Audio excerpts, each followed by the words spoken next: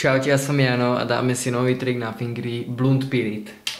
Takže Blunt Pirit, musíš sa rozbehnúť s krivými prstami na čele, aby si ich vyšmahol dopredu, ak mi rozumíš, o čom mluvíme. Takže brácho, musíš na z toho strihať nechtíky, keď máš dlhé pazoury, tak to nepůjde.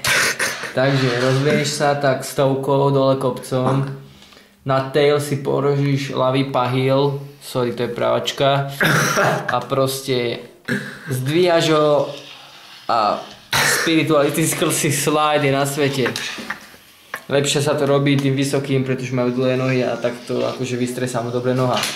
Dávajte pozor na menšie kamienky na ceste, pretože to skončí s prasknutým čelom. Takže takto to vyzerá. V skutočnosti je to veľmi ťažké, ťažšie než Switch 3.6, akože dávam to aj na noli. A akože je to dosť obťažné a toto málo kto iný na svete.